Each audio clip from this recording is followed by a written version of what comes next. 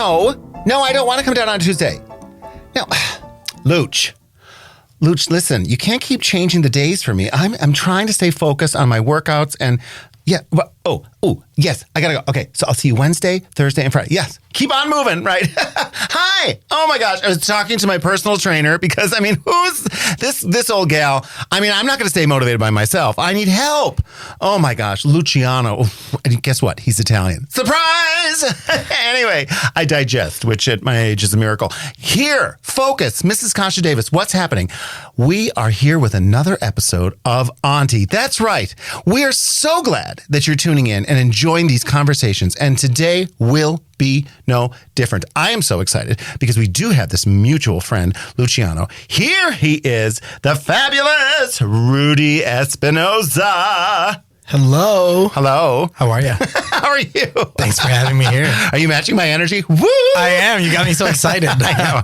It's a little improvisation. And our mutual friend, Luciano. Yeah. Our trainer. He's our trainer. And we're basically his step parents is what we are. Basically. Okay. Yeah. Now guess what? You can hang up. All right. And we can still hear each other. That's right. Surprise, surprise. Oh, I love that. Right? I love that for everything. What do we do without the interwebs these days, right? I know. We wouldn't be entertained. We wouldn't be entertained. Yeah.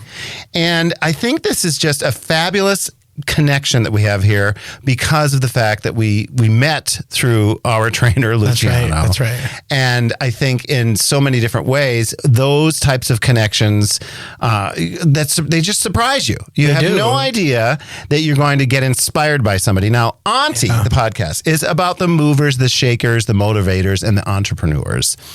And today's episode, I said before we started recording, I was like, this is going to be a little bit serious. Yeah. It doesn't necessarily have to all be serious because we're going to have some fun here too. True. We move and shake, right? We're movers and shakers. But I have to tell you, since I was a little boy, girl, gal, girl, boy, fella, I remember just wanting everybody to get along and everyone to be kind and it was this inherent, just this kindness that I had and I would get so frustrated when people would fight. Yeah. And I grew up in a home with a U.S. Marshal and an Avon lady. And we had, there was a lot of, there was friction. But I would say that I would think to myself, why can't everybody get along? Yeah. And as we live in this world right now, we have these, polar opposites. Yeah. And I feel like in so many different ways, this conversation today is about coming together in the middle. Yeah, absolutely. And we're going to specifically be talking about I'm assuming a passion of yours. Yeah. And your lovely blouse that you wore, Moms Demand Action for Gun Sense in America. Yeah. Get us started. Tell us how you got involved and what was the catalyst and the inspiration for you to become involved in this organization. Yeah, similar to you, we think about the way we were raised and how we wanted to grow up. When I was 15 years old, I remember I'm going to age myself. This was the summer of 1999.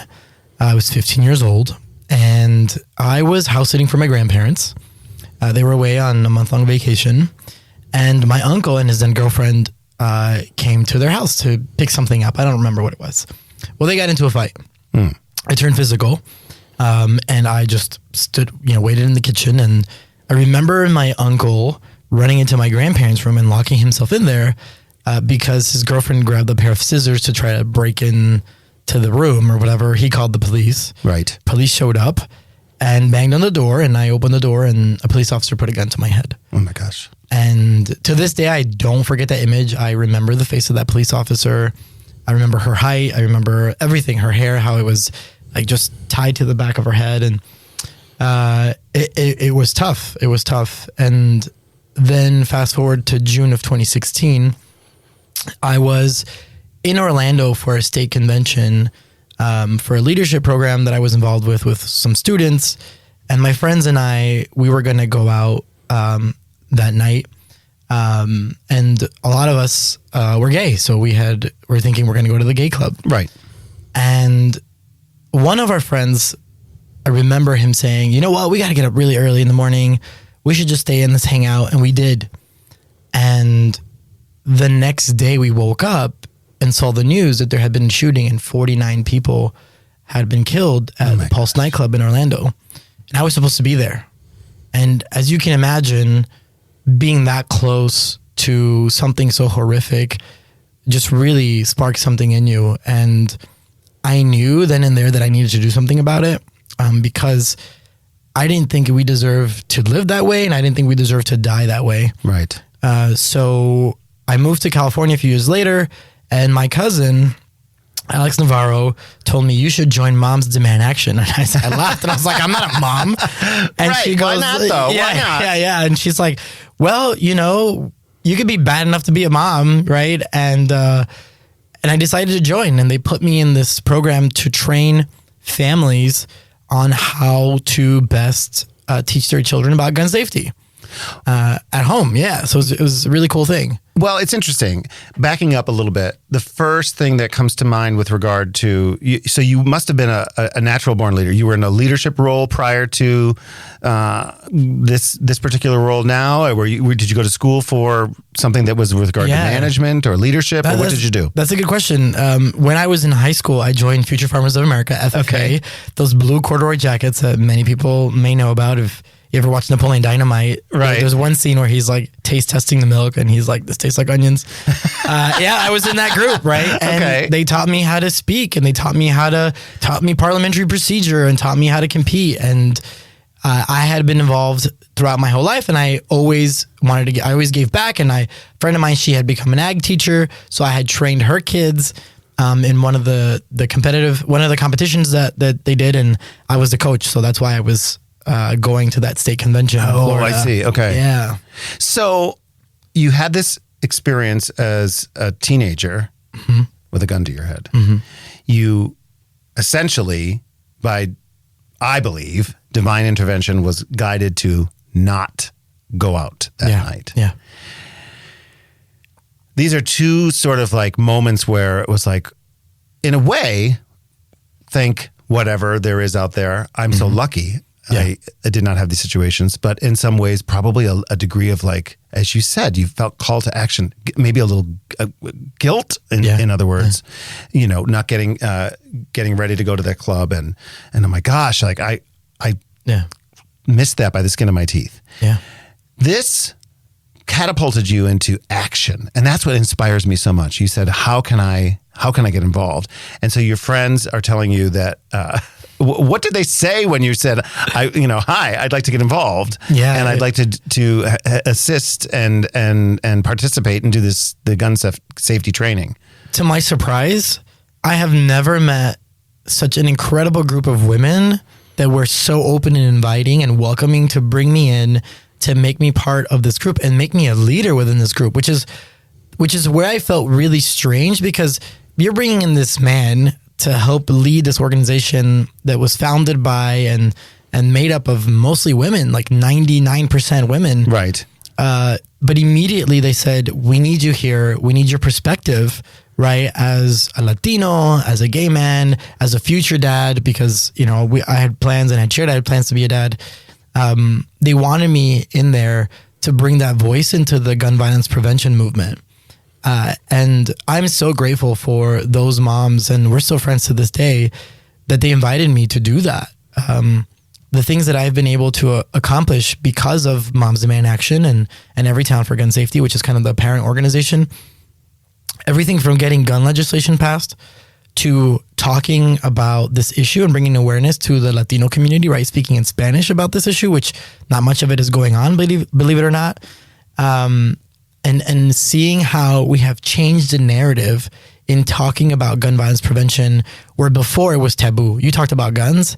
If you're a politician, you would never get reelected. Right. Democrat, Republican, didn't matter. You did not talk about guns. Don't touch anyone's guns. Well, because there's this idea that it's one or the other, like no guns whatsoever. Right. And then you're talking about safety. I'm talking about gun safety. I'm not against guns. I enjoy going shooting. I mean, there's ways to be responsible in owning guns, and most gun owners want most people to be responsible gun owners. Now tell me though, please tell me that in the training we discussed that we don't need, is it called AR-15s? Yeah. Does nobody needs those? We don't need assault rifles. We need an assault rifles ban. And I'm going to talk about the Second Amendment. I respect the Second Amendment. We have a right to bear arms, but we don't have the right to own military weapons that kill massive amounts of people in seconds. We don't. Right. We don't. We don't have a right, and there's no need. There's no need. There's no need. I respect and understand the idea of safety or of hunting or of sport. Mm-hmm. I grew up, as I mentioned, with the U.S. Marshal. Yeah. Dad had a gun on him at all times. Yeah. The respect we had was that you absolutely do not touch this, and go near it. Was there training in our home? No. Yeah. Was that a mistake? Thank God nothing happened, because it was a difficult environment for us. And I was sharing prior to us starting to record that my dad and I had a really tough relationship, and I would look at that gun sometimes. And that's the scary thing. It was on top of the refrigerator. It wasn't, this because he would have to sometimes go. And so this is the kind of education that we're talking about. This is the kind of, the idea of the safety, the idea of regulation. And what frustrates me is, like, personally, I think to myself, probably two left. Oh, the world isn't, we should just all get along and everything should be, and that's just not realistic. That's right. Where we can meet in the middle, though, is to have some regulation. Yeah. Why is it so frustrating and so difficult for any of this to pass? I think one big part of it is that it's ingrained in the American culture, right? From the founding, it is the number 2 amendment in the Constitution, right? That we have this right to bear arms. But when you think about it at the time, it was really important. We had Great Britain trying to take us back, and we had to protect ourselves from all the foes that, these early Americans were experiencing. And that made sense. And I don't think that a founding father would look today and say, that's not what we meant. Right. I think they'd be like, what are you guys doing? That's not why we have this. That's one part of it. The other is that we have this massive gun industry and gun lobby that really has a hold of our politicians. And luckily, a lot of them have been able to break away, have been courageous to break away from that gun lobby. We see the NRA is starting to fall apart. When we think about Wayne LaPierre, this former CEO of the NRA, and being accused of, basically using the NRA as his pocket, as his bank. But we're seeing that change, but it still has a really strong hold. And a lot of Americans, I think, have been brainwashed to think like, they're coming for my guns. Right. Who's coming for your guns? Like, well, I'm not coming for your guns. So there is a power and a positive influence of social media, and then there is the opposite, where a lot of information is just pushed out, and some of the information is meant for entertainment, they're saying. Yeah. And then some of it is meant to influence. And this is where it gets scary. But organizations like, obviously, Moms Demand Action, 10 million people are behind this organization. Yeah. And there's presence in every state. That's right. What are some of the other facts that we need to know? Well, we're getting legislation passed. We got the very first gun violence prevention legislation passed at the federal level in 27 years, back in 2022, that President Biden signed into law that was bipartisan. I mean, we got some really conservative Republican senators to get on board, and some Republican, Congress folks. Like, they really saw that we have a problem. And great. That is so great to hear. That's exactly what we need. Yeah. So those are some of the incredible things that we've been able to accomplish and change. Like I said, change the narrative. And like, it's not about taking your guns. It's about taking away that free access that's leading to a lot of that unnecessary gun violence. When we think about, I'm going to talk about the trans community right now. Okay. 80% of trans people that were murdered last year, 80% were murdered by guns. You're going to tell me guns have nothing to do with it? Of course they do. Right. If people did not have such easy access to guns, that shouldn't have the guns, right? Because I'm going to talk about the people who should not have the guns. I'm not talking about responsible gun owners. Responsible gun owners are not shooting trans people. People who are shooting trans people should not have guns. The guns are the problem, the easy access to those guns. That's what I was just going to chime in with. The access. It appears to me that you could almost walk in and maybe this is an exaggeration. I should be careful with my words, but I feel as though it appears that you can walk into many places and just purchase a gun. But that's true. Okay, so I just want to make it's sure. True. It is okay, true. thank you. Depends on the state, but it's true. Depends on the state. It depends on where you live, I suppose. But it isn't very difficult to access. And I'm talking about, giant stores where I see billboards outside, inviting you in. And obviously that aspect of the regulation to me is so important. When a conservative looks at gun safety and the idea of us looking at regulation, what are their biggest concerns on the conservative side that you see? We're taking them away from them to abolish completely, and that is not what Moms Demand Action is looking to do. That's right, and what they'll argue is that this is a slippery slope, right? That if we add any gun regulations, that means we're coming for their guns. That is just not true. When we think about states where, and I'm going to use this as an example, like California, where they have full Democrat control, right, in their assembly, in their state assembly, in their state senate, their governor, right? They can get all the gun laws passed. You do not see that happening. What you do see is legislators putting forth common sense gun safety solutions that have led to safer communities. If we look at where California is now compared to other states where there's such an free and open access to buying and selling guns, and acquiring guns, like we think of the states in the South, like Alabama, Arkansas, Georgia, Mississippi, Louisiana, the gun homicide rates are multiple times higher in those red states than we see in California, multiple times. So they can talk about, but conservatives can say, California is so dangerous. These cities are so dangerous. New York City is so dangerous. Their gun homicide rates are nowhere near those red states. And what that tells us is that the free and open access of gun sales and gun purchasing and acquiring guns does make a difference. If you limit the access, it will save lives. And that's what we're trying to do. So we're trying to limit the access. And then what is the process with regard to limiting access? It's background checks. It's what Those are some of the basic things, right? Like universal background checks. That's a big one. Waiting periods, closing some of these loopholes that exist. Banning ghost guns, right? Where they're not registered. There's no serial numbers. We don't know who and when and are buying and selling these things. But how do you do that? Like it sounds overwhelming when I think about the fact that there are people that collect guns and so if they're not a registered gun, how do we go about finding out where they all are? Yeah, that's a good point. And I think that talking about gun registration, that's probably like a whole conversation and a bigger argument, whole separate thing, because you're gonna hear folks say, well, if I register my gun, then the government knows I have my gun, and then if there's a tyrannical government, they're gonna know I have my gun. They're gonna go take my gun away.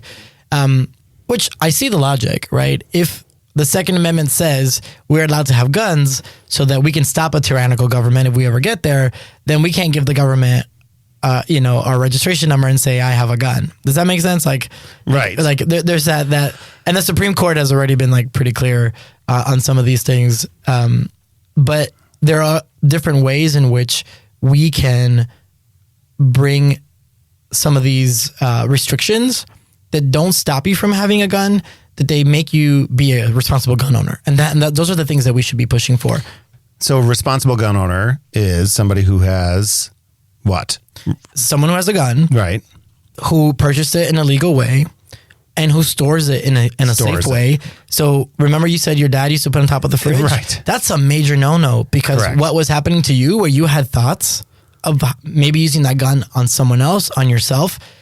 What would have given you the ability to use it was the fact that you could just grab it. It was accessible. And teen suicide is a problem in America, especially after the pandemic. We see hundreds of thousands of teens having thoughts of suicide.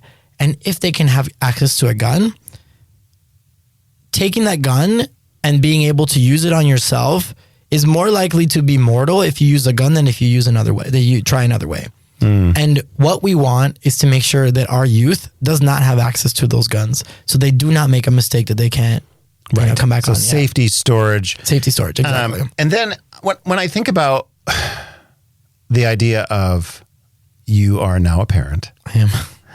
And your little one now, how old is she? She's going to be 3 on Friday. She's going to be 3. Yeah. She's going to be 3. She's going to be 3. So preschool? Yeah, she's in preschool now. So, yeah. And we think about how on earth we aren't making some changes with all of the school shootings that have happened. Mm-hmm. What does it feel like as a parent thinking about the fact that your child is going to be going to school? And in a situation like this, does this get you even more motivated to make change, to see action happen? Yeah, absolutely. My husband and I got married December 14th, 2019, which is the 10th anniversary of Sandy Hook, where almost 2 dozen 5 and 6 and 7-year-olds were murdered for no reason. For no reason. How? And what? When one child. Yeah. How is there not change in this country? I know we're better than this. Yeah. Guns are the number 1 cause of death for college-age youth in the U.S., for children in the U.S. We have a problem, and we have to accept the fact that the guns are the problem, and we have to take action. When in American history, when we've identified the causes of death, we have come together as a country and we have solved those problems of disease, of famine, think of every single problem this country has ever faced in its history. We have gone after it. I mean, look how much money we put behind cancer research and other diseases, right? And we need to do the same thing for gun violence. We need to find all the ways for us to save lives. We cannot allow guns to be the number 1 cause of death for our children and our teens. Exactly. I mean, it's absurd, right? So that's what motivates me to continue fighting in this. And I hope that if someone's listening and hearing that the focus is regulation, is education, is safety. Yeah. And if there were 2 things, obviously we'll bucket safety and education into one. And the second would be to abolish, I keep calling them ARs.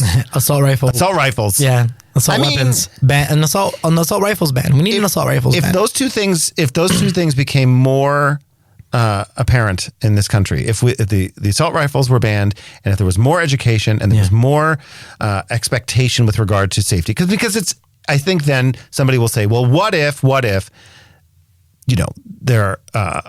there's a collection or somebody has, we're not there yet. Yeah. We're just looking to see, to make a difference. And the weapons of mass destruction scare me because of the fact that if you were to get a gun that was going to shoot less bullets at a time, because I'm ignorant to what the actual words are. That's right. There's the less chance of mass destruction. I mean, it's that simple. It's that basic. It's basic arithmetic, right? Yeah. Like, if you can shoot less bullets per second, that means that more lives will be saved. More lives will be saved. That's the reality. And to protect yourself, you don't need an AR-15. You don't need an AK-47. You don't need an assault rifle to protect yourself. So tell me about you talked about some of the legislation that you've got passed. What was that experience like being there? Oh yeah. I got one cool story. This was last year, in California. There was this law that was proposed. It was called AB 28, and it was proposed by Assemblymember Jesse Gabriel in California, which basically was a tax on firearms and ammo, and it would be the first excise tax in the country on ammo and firearms. And it was a challenge because, again, there's this whole industry behind it, and we think about all the gun retailers, right, just banding together and saying, oh, no, we don't want to pay this. But we do think that the gun industry needs to be accountable for what's happening. They need to take responsibility, and that's one. And another example I like to give is like, we have an excise tax on like trucks and tires. Right. Why? Because they pay for our highways. So if we have this issue with guns where they're taking so many lives unnecessarily, then let's tax them. And let's try to use that money to fight this violence, right? To use like evidence-based gun violence and prevention programs, intervention and prevention programs, so that we can save lives. And that's what California is doing. You know, there is that power of the social media, and there seems to be an extra level of hate in the country. Mm-hmm. And I know that we're talking about this episode airing around the Pride season. Yeah. And I know that as a drag performer, years ago in my first parade, I was on the back of a car, sitting there with a sign and waving to everybody. And we came over to this section of protesters. And there was such a level of anger and hate. And I thought I had to make myself as small as possible because even back then, this is probably when you were 15 or 16 years old in 99, I thought, oh, I could get shot right now. Yeah. And you could have. I could have. And so when we think of gathering in groups, it used to be where I thought to myself, well, that's something that's going to happen more in a situation where they're hating me for who I am with regard to the LGBTQ plus community. But we're seeing it with schools, concerts. It's happening more and more. What are your hopes for the next year or two that you are involved with, things that you can do and that you're doing, or that Moms Demand Action is doing to make some differences in situations like that? We have to disarm hate. When we combine hate with something as powerful as a gun, we get death, and we really have to bring awareness to this issue. I know that most Americans are on the side of common sense gun safety solutions. And I hope that when people vote come November, that's going to be on their mind when they vote. That the Congress people, the senators, the representatives, the president they vote for, that they're going to vote for, and even local leaders, right? Because this happens at all levels. That they're voting for candidates, no matter if they're Republican or Democrat or independent, they're voting for folks that want to stop gun violence, right? And that's really important because it doesn't matter what party you are. There are Republicans who we work with. There are Democrats who we work with. And that folks realize how important their vote is. And I'm hoping that that's something that we can affect. I love when I went on to the website, the fact that it says disarm hate. It's going back to when I was a child. I know that it sounds so unrealistic, but and the phrase that I use, there's always time for kindness. Yeah. It's so simple, but it's so powerful. I know that it's very difficult sometimes for people to understand things about someone for sake of conversation, someone who is transgender. Yeah. I may not understand that for me, but I don't have to choose hate. I can choose kindness. Yeah. And it's that simple. I don't need to hate them. I can simply say to myself, well, that is not for me, and I can react with kindness. And I love that that's that phrase. What are some of the things it says, how can people get involved? How can people act now with regard to the organization? So I think just like me, right, getting involved with Moms Demand Action, even if you're a mom or not a mom, you can get involved. If you're a student, right, we have Students Demand Action. So there's a place for everybody. We actually have like the men's caucus within Moms Demand Action. So there's a group of us men who get together and talk about these issues and figure out how to move the organization forward. So you can get involved at all levels. Everything from donating money, if that's all, if you don't have the time, right? Give a few bucks to this movement, or actually step in, take a leadership role, or get involved in some way and help push for legislation at your state level, even at your city council level. Because what got me started, like the first thing that got me involved with Moms Demand Action, the first action I took was to send a letter to my city council when I used to live in California to pass a safe storage ordinance that required everyone with a gun in the home to have it in a safe. Right. Something that simple. And that's what I saw how effective that was. I wrote a letter. The vice mayor wrote back. She asked me for a meeting. I didn't know what the heck I was doing. But see, I love that. I love that you're sharing this story because I think when we have these these situations in life, we think, my gosh, what is it that I could do? Yeah. And you simply said, I'm writing a letter. Yeah. And you Yeah. got a response. Yes. Now, of course, the universe is like, well, here you go. Yeah, exactly. Exactly. Like, go meet with this vice mayor. I remember Shelley Mazer, incredible woman. She was supposed to meet with me for 30 minutes. We ended up meeting for 90. And Amazing. she brought up the ordinance because Moms Demand Action gave me a sample ordinance. She actually presented the ordinance in front of her city council. It passed in 6 months, right? They did a whole study on how it would impact their community. And in 6 months from when I wrote that letter, there was an ordinance in that city, in Redwood City, California, that was passed. So that told me, I was like, wow, dang, I could get something done. And all I did was write a letter. So anyone who's listening, like, you don't have to be some like powerful person. You don't have to be rich. You don't have to know what you're doing. You got a group like Moms Demand Action is going to give you the tools to do it. You just have to have the willingness, right? And there would be a place for you, whether it's training parents on gun safety, like I did, getting involved at the legislative level, getting involved in the electoral level in the elections, right? Getting gun sense candidates endorsed and elected. There is a place for everybody. Or just, as you said, donate. Help out. There's always that. Yeah. Now, I think the thing that's important to recognize is that ultimately here, what happens is with social media, with the world, with podcasts, with the news, we feel as though, oh my gosh, there is no hope. There are no allies. There is hope. And there's definitely hope. Yes. Things are happening. Yeah. You can make a difference by writing a letter, making a phone call. That's right.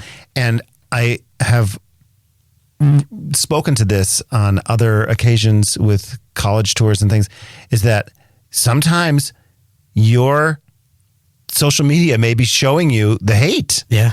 And there are allies out there. There's support. And I think I love that you mentioned that, there are people on a conservative or Republican side that are also wanting this to happen. And that is the hopeful part of this conversation that makes me so happy. And also, I'm so inspired by the fact, and I hope that people are listening to the fact that write that letter. Yeah. Make that vote, get involved, because you are a living example of someone that got a response. Can I tell you a cool story? Of course. In 2022, I was boarding an airplane and I got a call from someone in the California Democratic Party.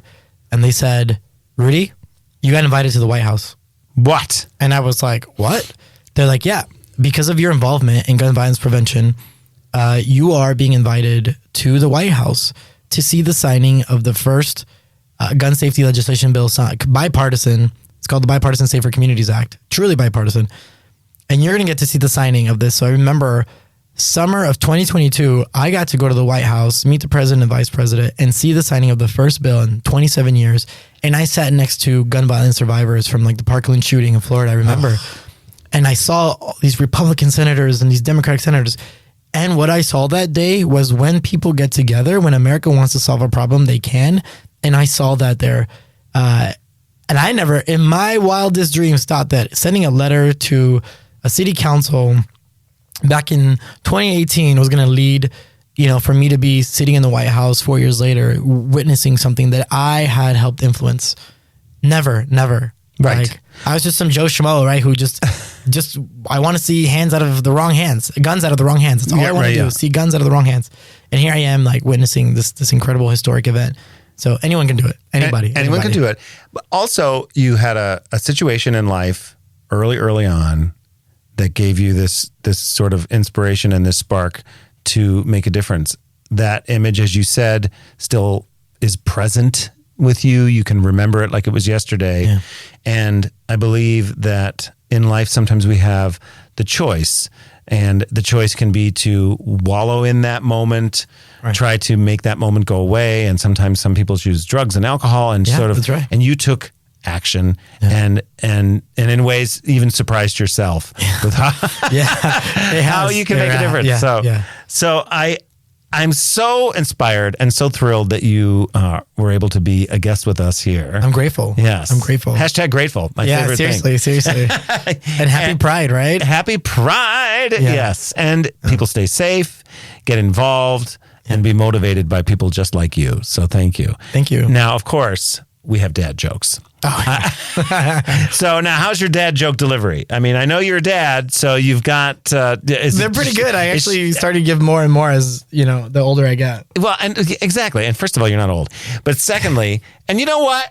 Get old. It's just it's part of life. You know what? It's beautiful. It's beautiful. It's better than the alternative. Yeah. And as you get older, you just have more fun. Yeah, trust and believe. True. Okay, so and plus, are there any more kids going to be coming on the way? Yeah, I know. I heard that. Yes, we're waiting for number 2. Or that's in process. Well, 2.5 because you've got Luch. That's right. Yeah, that's right. Luch is our kid. Yeah, exactly. We're his step parents. Yeah. So I'm Luch's auntie. Is what I am. The mean one. I'm sure he's told you. Okay, you first. All right, go for it. Why was the picture sent to jail? Why? Because it was framed. It was framed. Okay. I'm really into this new band called Cellophane. Actually, it's mostly rap. That's pretty good. Okay, go ahead. All right, I got the other one. Why did the dinosaur cross the road? Why? Because the chicken wasn't born yet. That's a good one. Okay, silly. Man, I slept like a log last night. I woke up in the fireplace. It's just so stupid. That's right? Stupid. That's stupid. Okay. Wait, this is a good one. What kind of spells do cows do? What kind? Moo-doo. Oh my gosh.